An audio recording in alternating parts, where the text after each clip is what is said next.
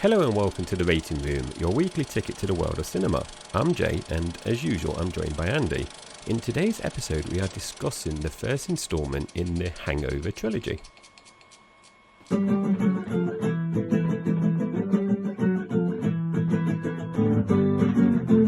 Rating Room. The Rating Room. The Hangover follows the misadventures of four friends, Phil, Stu, Alan and Doug, as they embark on a bachelor party weekend in Las Vegas. The group wakes up the next morning in their trashed hotel suite with no recollection of the previous night's events, a missing groom and a tiger in their bathroom. The remaining trio retrace their steps to find Doug and piece together the outrageous antics that led to their predicament. That sounds like a wild night. We should probably talk about that, but before we do, let me start with our usual opening question, and that is, have you seen this film before, and what did you remember about it? So Andy, I'm really looking forward to today's episode because last week obviously we watched Interstellar and it was my first 10 out of 10. So I'm kind of coming into this episode on a high. It's the opposite with you. You're obviously coming into it low, so I suppose from your point of view things can only get better. And I think picking a comedy film is the right way to go after our sci-fi film last week. So I have seen the Hangover film before and I've seen the trilogy. However, I've only probably seen the first film 3 or 4 times, but I definitely know that I've only watched the second and third film once a piece. So I remembered certain bits about the film, but I did find myself thinking, oh, is that going to happen in the second film, or is that going to happen in the third film? So, you know, those kind of things where when we had James Bond, for example, where we might kind of remember something happening, but it, you know, might have got the films mixed up. So there were certain things I remembered. I remember how it ended, the little twist around where Doug is, and certain aspects of the film, but it was general ideas, really, you know, plot points that I remember. So I came into this really excited because comedy film, and I remember this being a good film. So I come into this one really positive. Andy, how about you? What did you think coming into this film, and have you seen this one before? So I've seen this film once before, but it was not long after it came out, so it must be at least 13, 14 years ago since I've seen it. I've not seen film 2 or film 3, although as we were recording last week's episode, I think Hangover 3 was on the TV and my wife was enjoying it. She said it was quite fun, so she was interested to see how the original Hangover compared, so it was quite a good time in that regard. But in terms of my memory of it, I remember enjoying it at the time, and I remember the basic premise of the plot, and then in terms of details, the only details I really remember are Mike Tyson, a tiger and a baby. They are interesting plot points though, Andy. So did your missus watch this film throughout then? She didn't watch it all because I watched it relatively late at night, so she started watching it with me, but that's when she mentioned that she'd watched Hangover 3 last week. Yeah, I flew solo with this one just because we've had quite a busy week, so my wife was intending to watch it because she said she did enjoy it when she saw it before, but unfortunately she wasn't able to watch it this week. So as usual, let's get into the box office. I like to talk about the money side of things in terms of films. Now, The Hangover had a budget of $35 million. Now, in terms of box office returns, it had a nice return here because it had $465 million. And when you adjust it into today's money, that means the adjusted box office, which is 666. And that's quite a interesting number when it comes to things like casino and games, isn't it, Andy? The devil is in the detail there. The devil, yes. I think that's a nice little number there in terms of the adjusted box office. Quite, I don't know. It's quite, I won't say unique. What's the word, Andy, I'm thinking about? It's quite fitting, I think this is. Yeah, I think we should probably make the point as well, though. Obviously, the adjusted box office is as of today, as of this recording. But if you've been keeping up with the news, the inflation's all over the place. So by the time you listen to this, it could be about 800 million. Who knows? True. We are living in difficult times. Now, the film quickly claimed the top spot in the US weekend box office charts, and it maintained its position for 2 consecutive weeks, before it gradually descended in the rankings. Now, I hear you say, what film knocked this classic off? And it was a Sandra Bullock and Ryan Reynolds comedy, The Proposal, which is not a film I'm familiar with. No, me neither. That's, I mean, I've heard of Sandra Bullock and I've heard of Ryan Reynolds and I've heard of The Proposal, but Never put all three things in the same place at the same time. I'm just waffling now. Let's talk about some other films, though, shall we? So, other ones that were out at the same time included the Pixar Disney film Up, Year One, Star Trek, and Night at the Museum Battle of the Smithsonian. Now, we like to talk about rankings on this, so let's talk about the highest grossing films as ranked in the year of release. Hangover was 6th in the highest grossing film in the US rankings. The top 5 that year were Avatar, Transformers Revenge of the Fallen, Harry Potter and the Half-Blood Prince, The Twilight Saga New Moon, and the previously mentioned Disney film Up. So a very strong performance, which surely indicates this is going to be a brilliant film. If it was taking that much money, surely audiences wouldn't go and watch a duff film. So I found this last point really fascinating, actually. So The Hangover has the 4th highest US box office return in the comedy genre ever. And I was just fascinated by that. So the films, in terms of comedy films, so that doesn't include romantic rom-coms. It's purely comedy films. And I just thought that was really fascinating that it's the 4th highest one. Now, currently, as of today, it's behind the Barbie film, Home Alone, Meet the Fockers, and another interesting Meet point. the Fockers. So did I just swear? Am I going to have to beep you?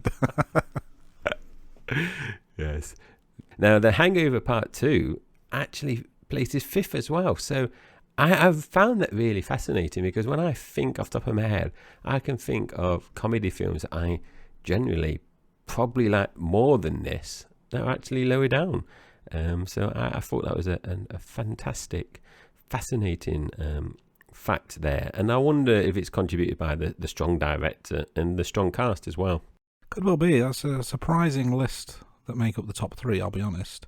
I've seen 2 of those 3 and very, very fine films, so I can't argue with that. The other one that I've not seen, I'll let you decide which one I've not seen of those 3.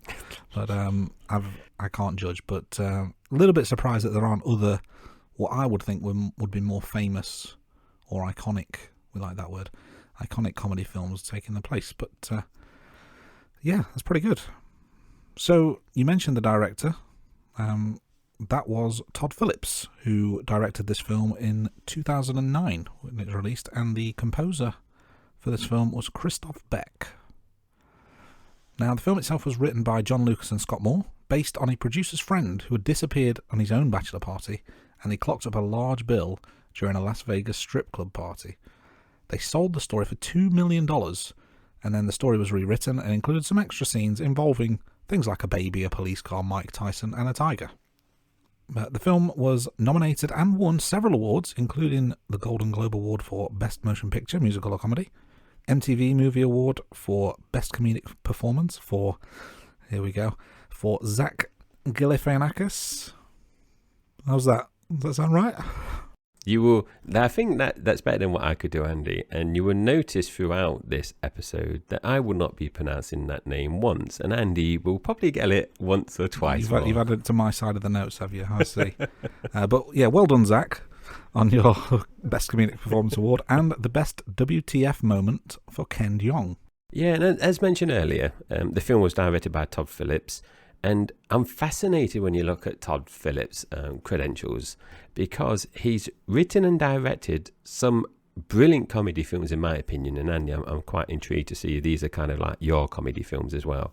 He's written and directed films like Road Trip, Old School, Starsky and Hutch, and obviously the Hangover trilogy. And then he's had quite a dramatic change in direction, because he directed in 2019 the Joker film and the soon-to-be-released sequel. So that's a big shift in terms of like the type of film that he's written and directed. And Andy, those comedy films I just mentioned, any of those that jump out that you've seen or you think are good films? Seen them all, love them all. Yeah, that is quite the resume.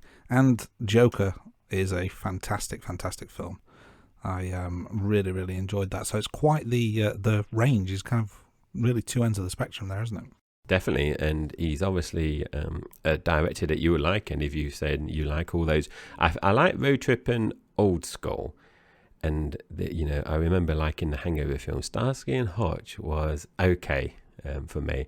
Ben Stiller is one of those actors that I'm a bit unsure about. So that's why. If you gave me, a choice out of those three without rewatching them, I would say Old School, Road Trip, and then Starsky and Hutch would be kind of like the order I would watch them in. Yeah, Starsky and Hutch would come bottom of that list, but still pretty good film. My lasting memory of that is when I watched it. It would have been 2004, and very soon after, I was on a plane between LA and Vegas, and the plane was empty. It was. I don't know if I've told this story or not, but it was actually the 3rd anniversary of 9/11, and there seemed to be a real fear of flying still. So the planes were empty. So it was quite a spacious flight. I had a whole row of seats to myself. I could chill out for a bit, and the stewardesses, flight attendants were pretty quick in bringing the drinks. So having watched the film in recent days, I had to ask the flight attendant, Bacardi and Coke, do it. And what she didn't know is that I was only 19 at the time, and it's obviously 21 is the legal drinking age in the US, so tut-tut. But I digress. Sorry, Jay, back to you. No. It's always fascinating to hear about your trips to America, Andy. Now, Bradley Cooper has featured in a few films before filming The Hangover, and I recall seeing him in the TV series Alias. I think he played a character called Will, and the film Wedding Crashers. So I know I've seen both of those before, kind of seeing Cooper in The Hangover. And obviously, Bradley Cooper has appeared in numerous Hollywood films now, and he's also directed as well. Some of the hits obviously include American Sniper and voicing Rocket in MCU films, like his, example, Guardians of the Galaxy films. And in terms of the films that he directed, A Star is Born with Lady Gaga, and the recently released film Maestro as well. Yeah, he's, again, another one with quite the resume. There's quite a few things I've not seen on there, so I probably need to brush up on my Bradley Cooper knowledge. But another actor in the film is Ed Helms, probably best known for his role in the TV series The Office, obviously the US version, as Andy Bernard. He starred in 163 episodes during seasons 3 to 9, and he's also featured in films such as Evan Almighty, Cedar Rapids, We're the Millers, and Tag. Another actor is one with a name that's easy to pronounce. That's Zach. I'll attempt it again. And apologies if Zach, for some reason, is listening and I've got your name wrong. But Zach Galifianakis, a comedian actor best known for a TV show Between Two Ferns, which is fantastic, and Baskets. On the big screen, he can be seen in films such as Due Date, The Campaign, and he provided vocal talent in the animated films Puss in Boots, the Lego Batman movie, and the Bob's Burgers movie. So, Andy, there's a couple of things I want to pick out there. Tag, I thought was a very funny film. It's a film that I went into not expecting a lot because it's about adults playing the game tag. So, and interestingly, it's based on a true story.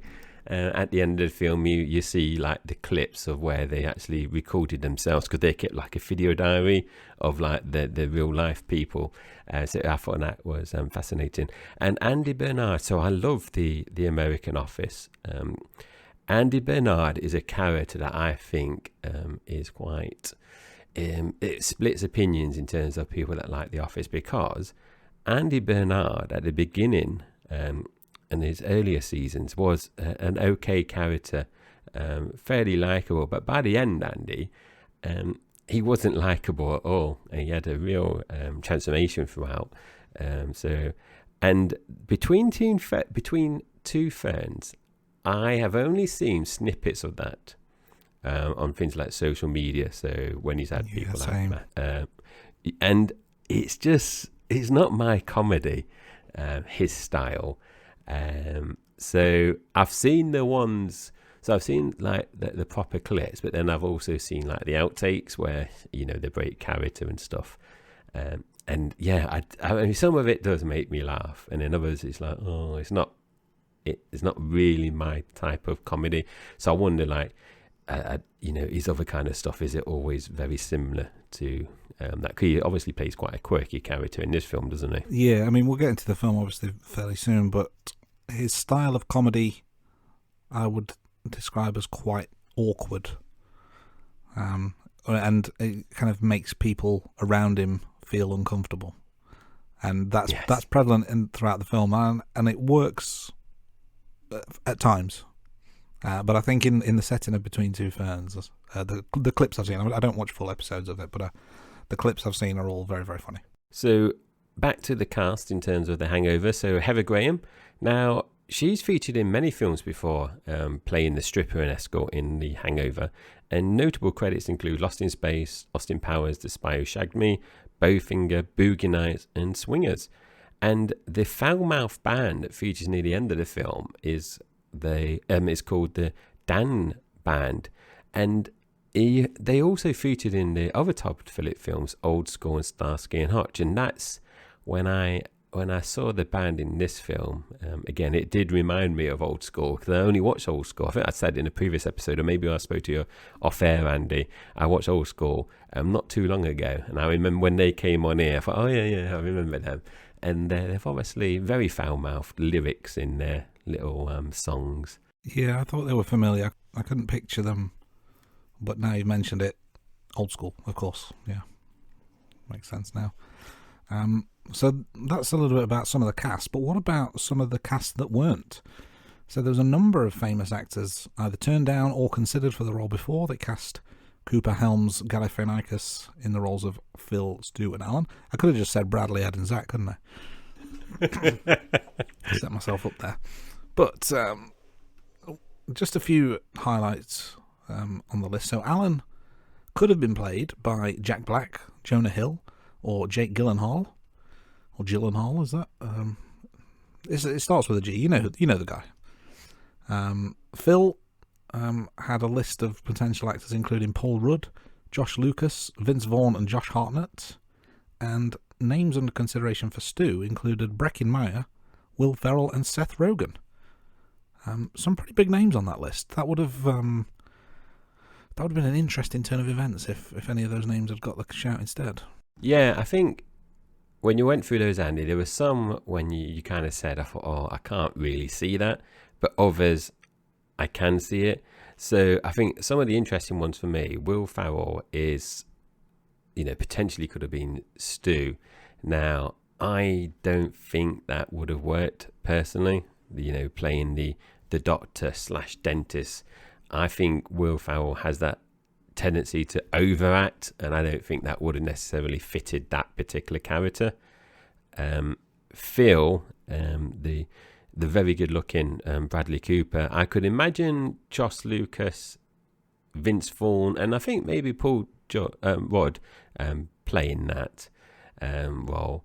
Jack Black, I'm a bit on the fence about that one, Andy, really, because he's obviously a very good actor, but I don't know now. Zach has kind of nailed the Alan role. I'm struggling to see someone else in that character. So I don't know what your thoughts are about these ones. I mean, from those lists that I mentioned, I think Jonah Hill would be the choice if you had to choose one of those three instead of Zach. Jake Gyllenhaal, don't see that at all. That just would not work. That's completely out of character for him. I agree with you about Phil. Josh Hartnett is a bit of a heartthrob, isn't he? But to me, he's got weird hair. I'm sorry. I know you shouldn't judge people on their looks, but his hair's weird. It's like he's dipped his head in the toilet or something. It's very weird. But then Stu, you're right about Will Ferrell, and I think the same about Seth Rogen as well. They're not vulnerable enough, I guess, or I've not seen them in roles where they're vulnerable, because Stu is a bit of a pushover, isn't he? Yeah, he's under the thumb, isn't he? As we'll get to very soon, because we're going to talk about the film next. So I don't think they necessarily fit. Breckin Meyer I can see to an extent, but I wouldn't necessarily change any of the choices for any on that list. No, I think they've done well with the casting in this one, Andy. They get our seal of approval. There you go, rating room approved. You can add that to the re-release posters. So let's talk about the film itself. The film starts with a bride trying to contact the boys in Las Vegas. Yeah, and she's not having much luck, but Phil then does phone her back and tells her things have got out of control and they've lost Doug. That's not a good start to the film. It's not. Now, obviously, we know that it's a bachelor party, or as we'd say in the UK, a stag do. I've got a question. Why do people in films and TV I don't know if they do it in real life, but I've not noticed it. Why do they have their stag and hen do's the night before their wedding? It's just asking for trouble. Yeah, I think it can't obviously be a generation thing because it's, not an old film, really, is it? We've said it came out in 2009. But, when I was younger, and when I'm talking about like when I was younger, I always thought that was what people did. The stag nights and hen nights was always done the night before. But it's only when I kind of grew up and become an adult, I realised actually people tend to have it a few weeks, maybe a month in advance. So, yeah, and especially Las Vegas, Andy, you are, like you said, asking for trouble, aren't you? Exactly, yeah. I mean, just going out for a few drinks and then trying to do something the next morning is difficult enough. Never mind having a full-on stag do and then getting ready for a wedding.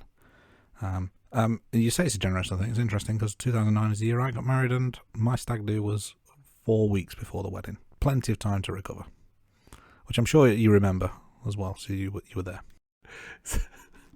So Andy, it's funny you say that because I know I make this joke all the time, but before we started recording, I was thinking like, I wonder if Andy mentions about his stag night, and then I was thinking, I'm sure I went on his stag night, and then I'm thinking, yeah, because that's when I met is it your cousin?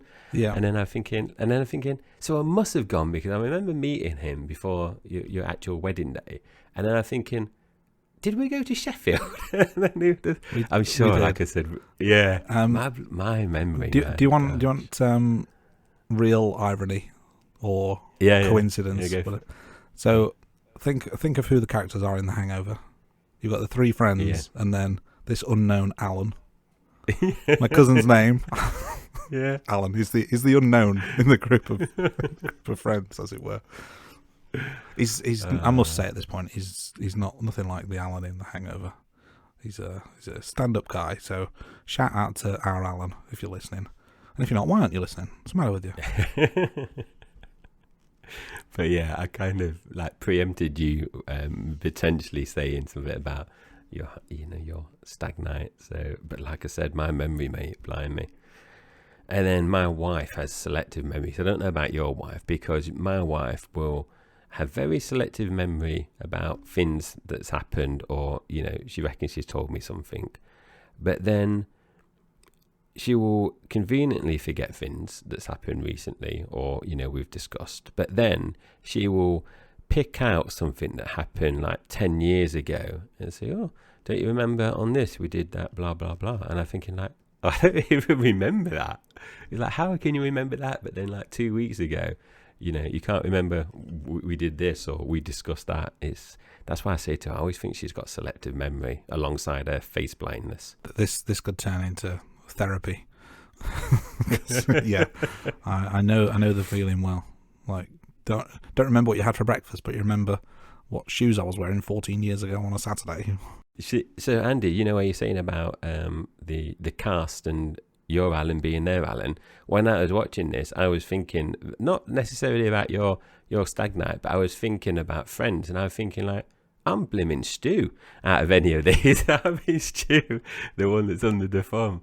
I was thinking like, I'd love to be the Phil, the very good looking smooth one, but I'm thinking like, I'm definitely Stu in this film. Since this is audio only, can I pretend that I'm like Phil? No one will ever know. You would have to check out our website so we could see Andy in real life. I think that page is down now. But come on, let's get back into the film. So we've got a flashback now. So it goes to 2 days earlier, and we're started to be introduced to the main cast as well. So this is where we kind of find out Alan is a bit crazy and is unhinged, and he says something, and I love this because I think it's something I don't know if I would say, but I think it's something you would say in a little friendship group, where he says something like, I won't tell anyone if we kill someone. So he's kind of setting the scene. It's going quite dark and quite quickly. And then he follows that up a bit later on, where he says you can't be 200 feet close to a skull. Yeah, I've noted that as well. Or a Chuck E. Cheese. Chuck E. It's Cheese. I don't think it's ever explained why, but interesting that a school and Chuck E. Cheese are the no-go zones for Alan. Stu's partner is a proper nag, and she's a proper ball breaker. And little things like where she won't even kiss him. I think he tried to kiss her at least 2 times, I recall, and potentially 3 times. And she doesn't kiss him. She kind of offers a cheek or kind of moves away. And she's just laying down the law as well. And we find out, don't we, a bit later on, that actually he's not told her they've gone to Vegas. He's gone to a vineyard, isn't it? A wine making place or something. Yeah, somewhere it's going vineyard, like Napa Valley, I think. A very quaint bed and breakfast, I think he's told her they're going to. But yeah, she's quite the character. We find out a little bit more about the main cast, or the main characters, as it were, and a little bit more about Stu's relationship with his girlfriend. And we find out that she cheated on him. There's a question mark whether it's a waiter or a bartender, I think, as well. But he's almost sticking up for her. He's that beaten down that he's almost blaming himself. And it's fine though, because, and I quote, he didn't even come inside her. I love this scene because they're having this conversation just in like a petrol station, service station, isn't it? And the shop attendant is just behind the till, just listening to it all, and they're not using any kind of filter or anything. I found this quite a funny scene. It was very funny, yeah. I mean, I'm not sure how much of this we're going to have to edit anyway, but there were some unrepeatable jokes and quotes at this point, and throughout. So funny as they may be, they don't fly in 2024, some of them. So we'll move on. We will swiftly move on. And so we're in Vegas now, and they have a reservation, and the reservation is under Dr. Price. So you're kind of thinking, oh, he's a doctor, but it turns out he's a dentist.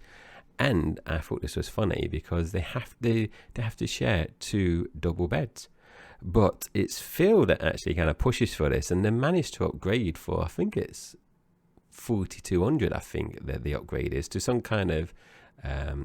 Was it like a honeymoon or penthouse suite or something? A villa, wasn't it? Was it villa, a villa? yeah. $4,200 for the night.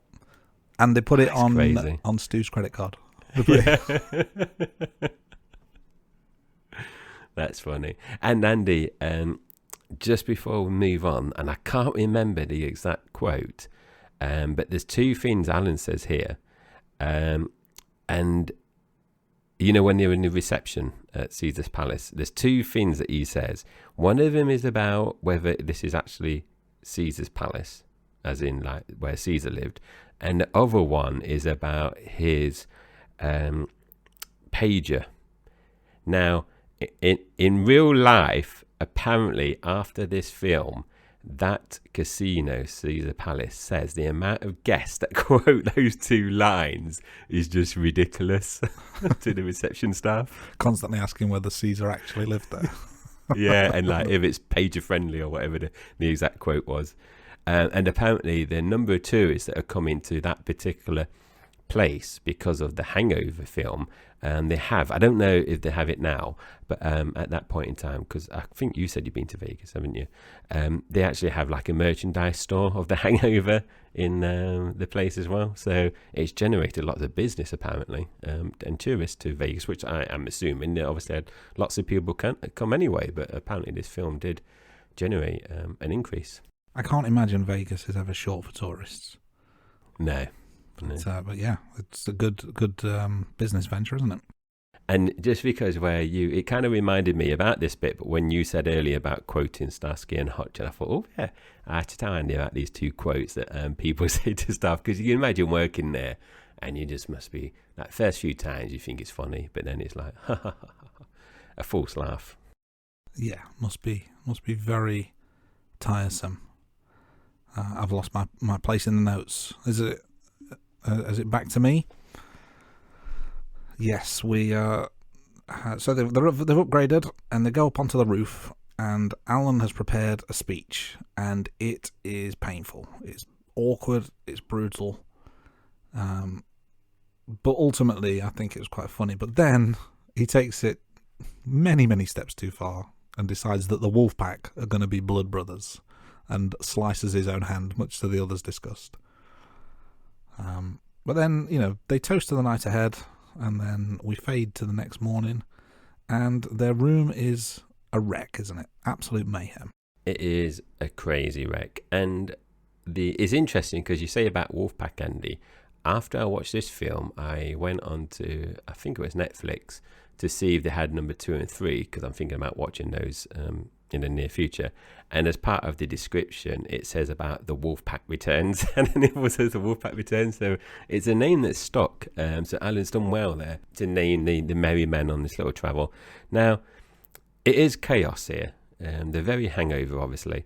And Alan goes to the bathroom, and there's a tiger in there. But I like the thing about Alan here is he's not shy about walking around half naked here.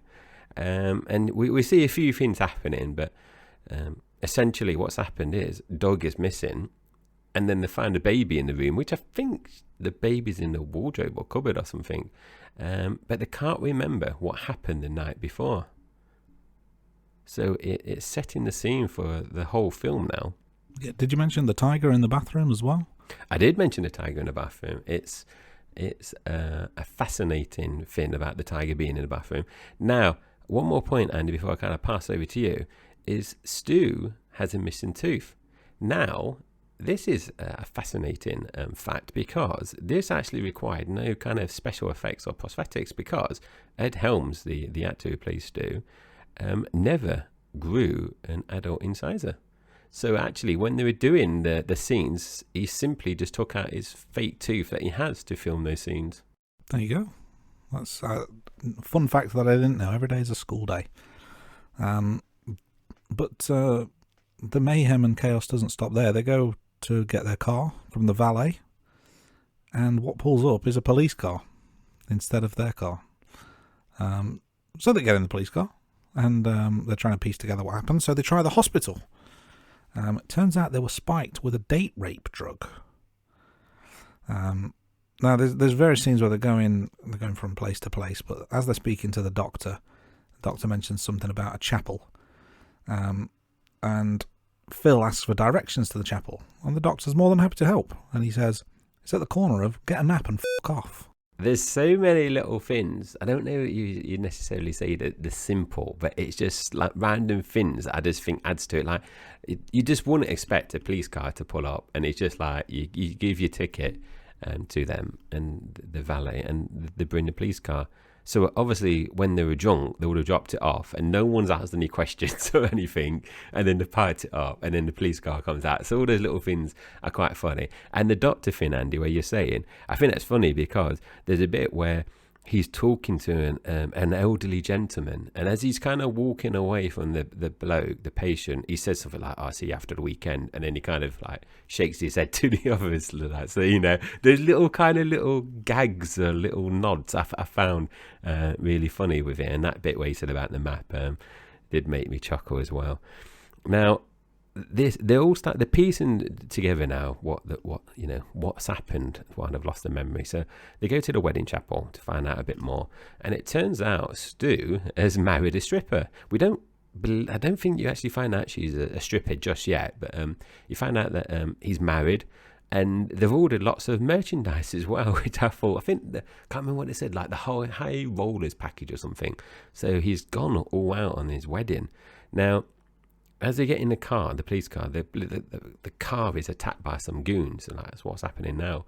And they manage to escape from the chapel, and they travel to the stripper's place. Yes, and said stripper has a ring of Stu's that belong to his grandmother.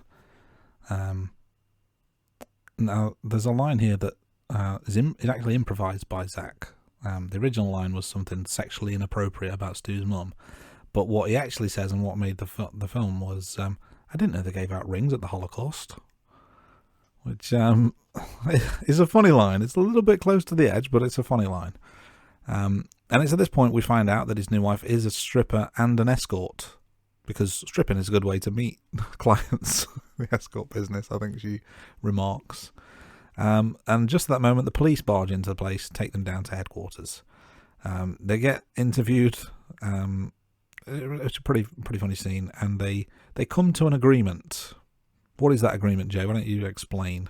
That agreement is they will have to participate in a demonstration for the stun gun demonstration for the students, kids that are there.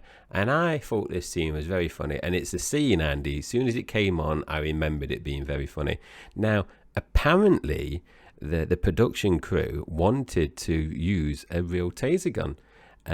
But, you know, those fun grabbing lawyers at Warner Brothers said you couldn't do that, and they had to use a prop. So I suppose safety comes first. Health and safety gone mad, you could argue there, Andy. Yeah, or insurance premiums are too high. It's one of those things. So, Andy, this is obviously, I don't have a stun gun, but I have like a tennis racket that stuns and kills flies. So have you seen them? I know what you mean, like yeah. Like an electric swatter or whatever they're called. Yes, yeah. And I always have the urge to see if I can touch it while it's turned on. And I've never had the courage to do it. But then I always get near my wife and like wave it around just to see if it accidentally gets it and it hurts. But I thought this scene was just really, really funny because the first one is so unexpected. It's just like laser gun.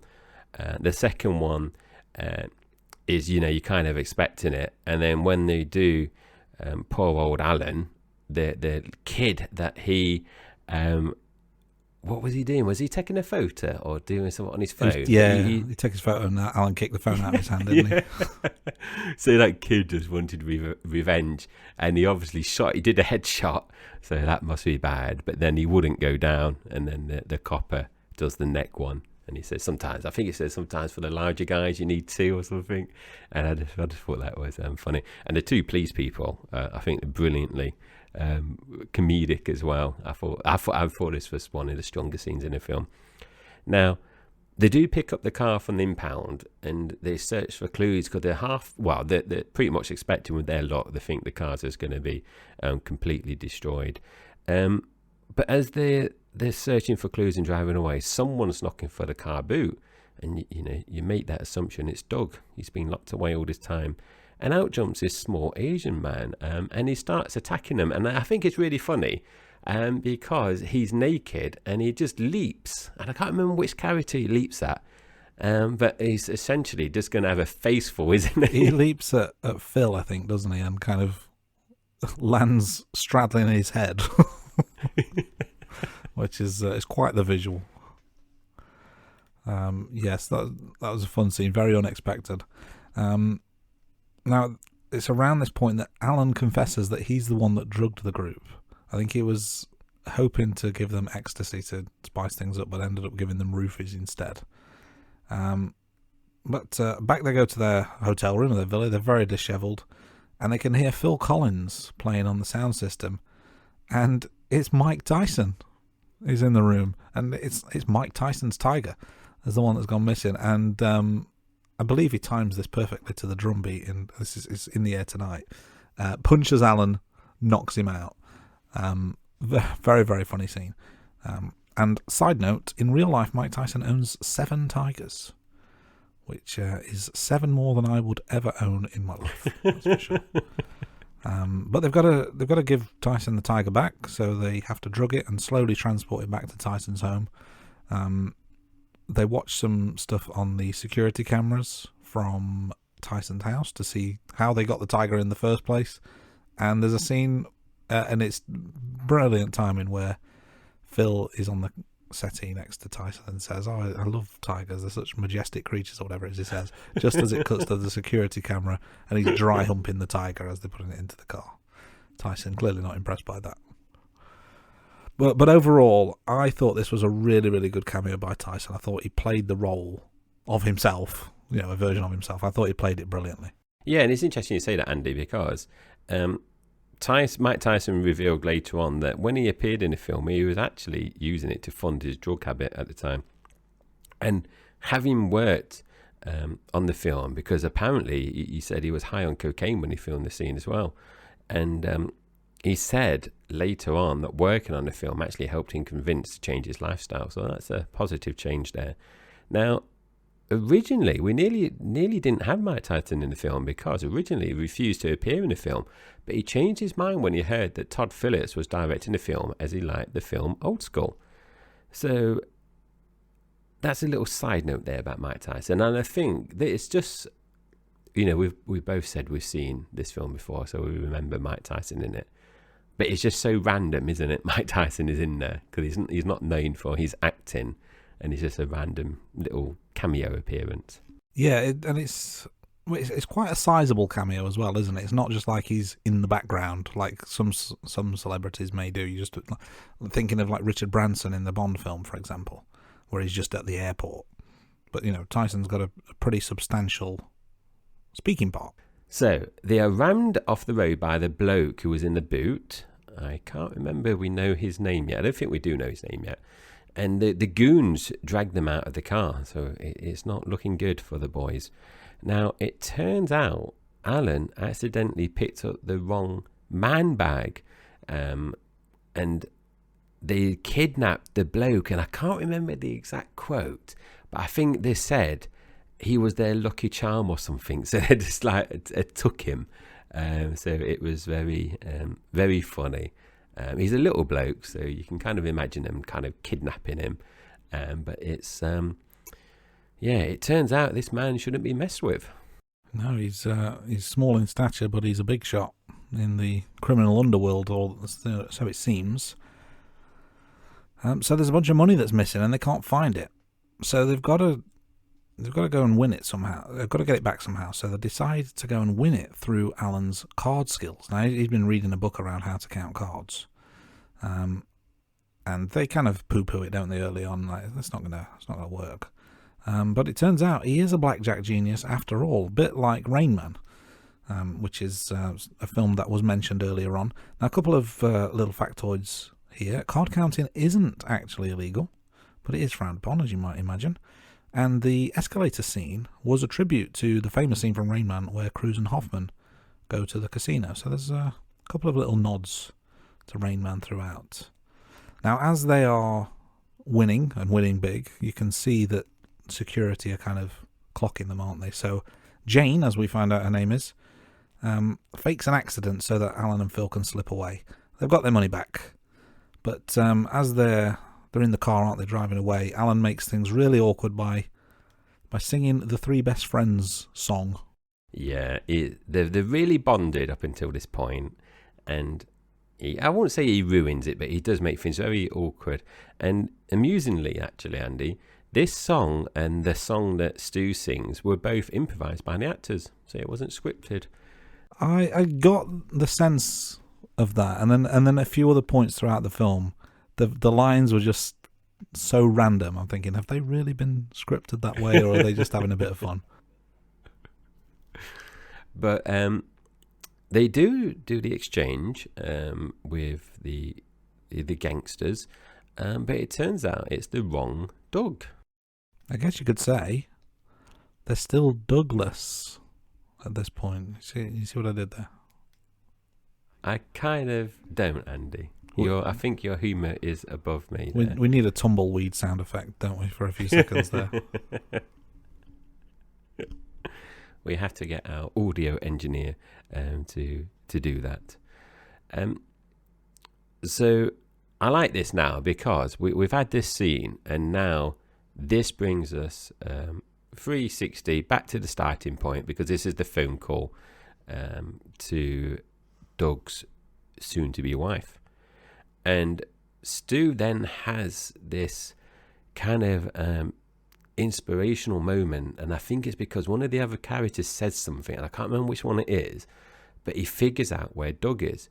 And it turns out that they put him on the roof of the Caesar Palace as a prank, because I think they said they did that in the past at some point. I don't know if it's when they went to like university or something, but I'm sure that's a throwback to an earlier time when they'd done that. And poor old Doug, it's his wedding day now, and he's got some serious sunburn. He's really red/orange here. And Stu, there's a bit of a tender moment here. He says goodbye to his ex-wife. So I don't know what the situation is there, but he does plan a nice little surprise here. He does plan a date with her for the following weekend, so he's going back to Vegas. Yeah, he's. I mean, they talked about an annulment when he first found out, but I'm not sure they ever actually got that annulment. But that will clearly put the cat amongst the pigeons, because he was going to propose to his girlfriend, wasn't he, at Doug's wedding? But they discover Doug has the £80,000 in the man purse, and they frantically travel to the wedding. Now, the wedding band, when they're back at the wedding, sings the Candy Shop song. I won't attempt to sing it, but it's a pretty well-known song. And then Stu's girlfriend confronts him in front of everyone, and they have a blazing row. And one of my favourite scenes, this is. It's really funny. It is funny, because finally Stu has grown some balls, so to speak. But there's a little, I don't know, you say like a throwaway comment here, but as Stu kind of walks off to dance with Doug and his wife, I can't remember her name, it cuts to Alan and her, and he makes a couple of remarks, and then he says this a throwaway comment about, I'm thinking about getting my bartender license. Yeah, and then they should just like tell him to f*** off, don't she, or something? Yeah, it's good stuff. And then I really like this bit, because you see him chilling out. It's late now, and they're just chilling out on some seats on, I don't know, like a patio area or somewhere. And they decide to look through the photos on this digital camera, and they say, well, look at it once, and then we delete it, and we see everything they did. And I think that is some brilliant snippets there, some XXX snippets there as well, Andy.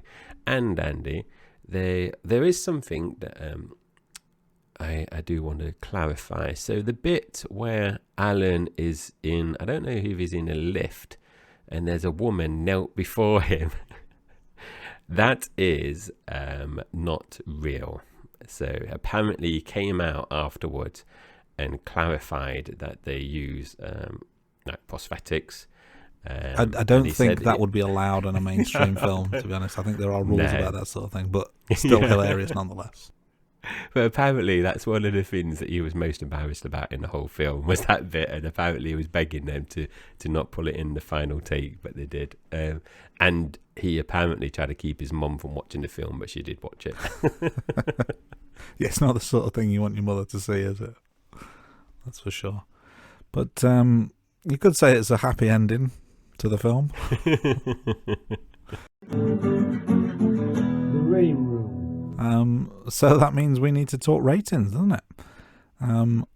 I've enjoyed speaking about the film. Did you enjoy watching the film, Jay? So what was your rating out of 10? I did really enjoy it, Andy, and I think, like I said earlier, I kind of was coming off a high with Interstellar, so I was quite happy to kind of carry on in terms of having a strong film to watch. And I like that we went from kind of a bit of a film that's a bit sad, a bit depressing. Human race is going, is going to the demise, really. And we totally switch it up, and we're doing a comedy film, and I think it's a simple premise, about a bachelor party, and the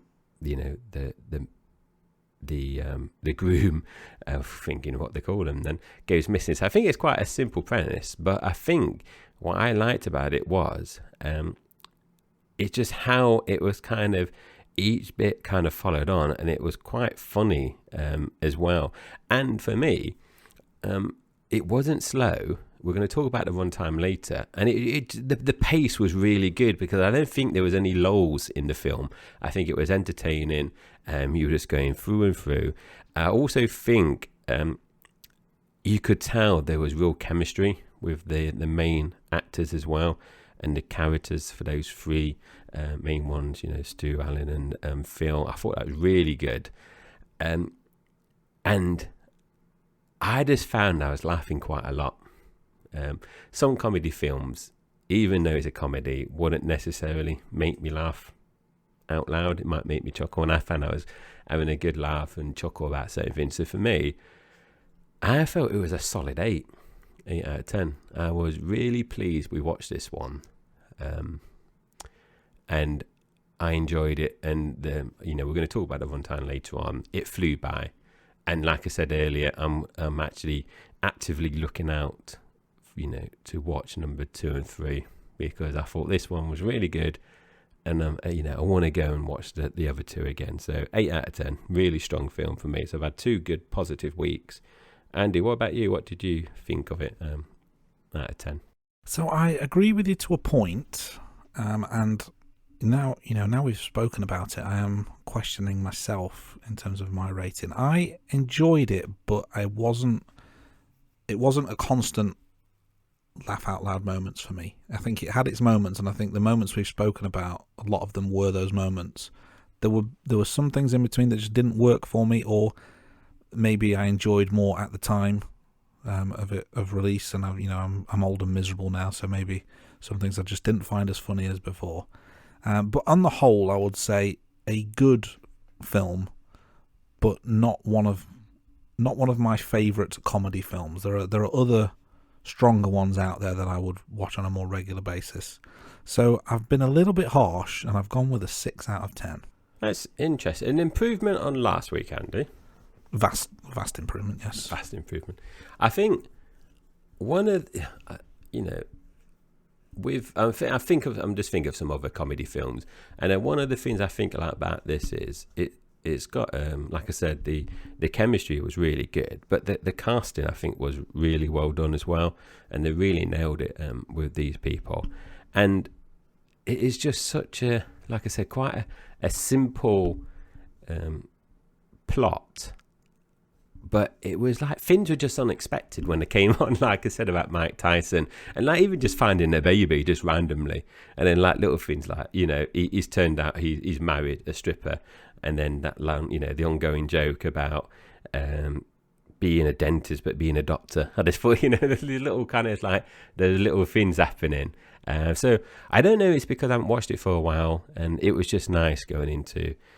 Because I don't think they really make many comedy films now, or they don't seem to make them as good as they used to. I don't know, it's because I'm getting older.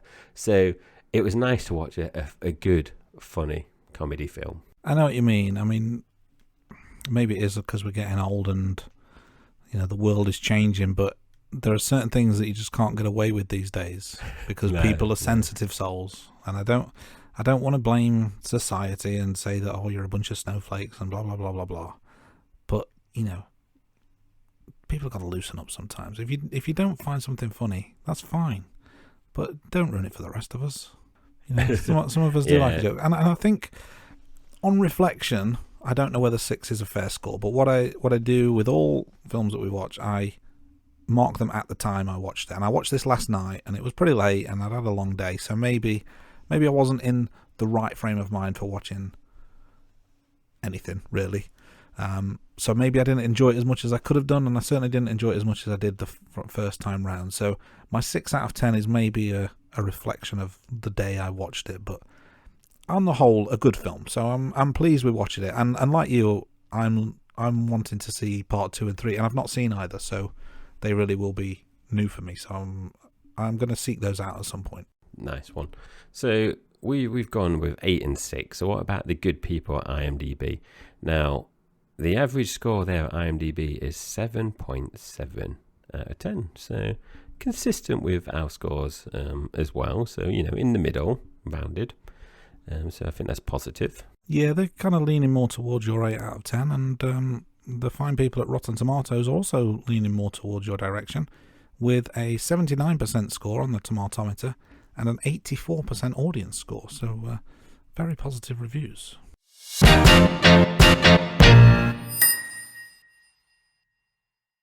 So let's wrap this up in a nice, neat bow as we go to the rank bank. So, Jay, as always, we're going to start with runtimes. Why don't you remind the listeners of the runtime for The Hangover and how that compares? Yeah, so we've kind of alluded to the film throughout the pod in terms of the runtime, and we said, it's gone quick, and it is 1 hour, 40 minutes. So we've watched 4 films so far in season 3, in our mixtape season. And Interstellar remains at number 1, Die Hard number 2. Now, The Hangover, 1 minute 1 minute. 1 hour 40 minutes is 4 minutes longer than Elf. So The Hangover pushes Elf bottom of the runtime rankings. So let's talk box office. So Jay, you gave us the figures earlier. Just to remind everyone, $35 million was the budget, which led to a worldwide box office of just over $465 million and an adjusted box office of just over $666 million. Now, for season 3 so far, that puts it in second place between Interstellar, riding high at the top, and Elf, with Die Hard propping up the list as things stand. But still, very healthy figures for all 4 films so far. So we're watching successes. Yeah, I think apart from you last week, Andy, in terms of Interstellar, I've really enjoyed this season so far. We've had some good films. And that kind of brings us on to the rankings. So obviously, in terms of the rating, so obviously, we both said what the score out of 10 is. But we do put the films in genre rankings. So in our comedy rankings, we've currently got Elf in there. So where does The Hangover sit? So just to remind listeners, I had Elf 8 out of 10 earlier in the season. And I've obviously mentioned The Hangover is 8 out of 10. And as always, we do not have any joint position. So I made a difficult decision and put The Hangover in at number 1, and Elf has been moved to number 2. I do like Elf, but for me, I found The Hangover a lot more funny, definitely more laugh out loud moments for you. Even though Elf is a classic Christmas film, I did move that one down to second place. So both 8 out of 10, and Hangover number 1 and Elf number 2. Andy, how did you rank? So, like you, I also gave Elf 8 out of 10. Hangover 6 out of 10 as mentioned, so that puts Hangover in second place. But this list will fill up over the coming weeks and months, so it might not stay there for long. Let's see what happens.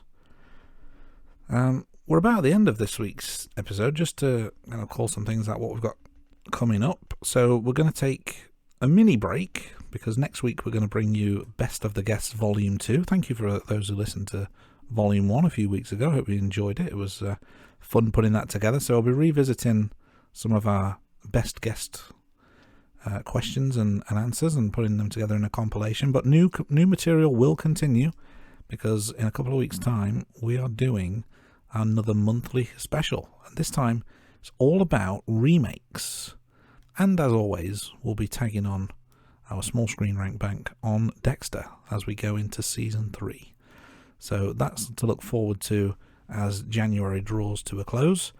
But for now, let's draw this episode to a close. So thank you everyone for listening. And Jay, why don't you signpost listeners where they can find us and speak to us and contact us and all that good stuff. So as always, we like to get some questions, and we do like suggestions as well. So this is our mixtape season. So we have got films planned for the next few months, but we can move things around and we get some good suggestions. And we do like feedback. Constructive feedback is always good. And also make sure you can contact us as well via our social media channels. And we do have an email address. It's theratingroom@gmail.com.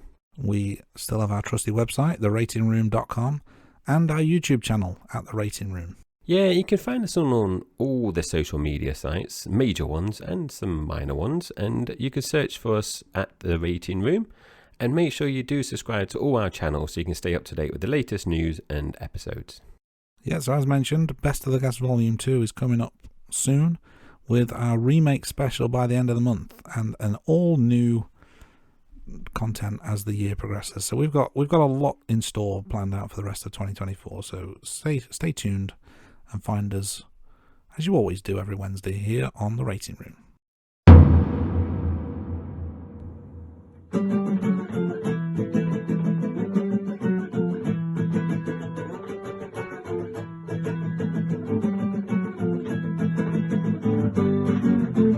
Rating Room. The Rating Room.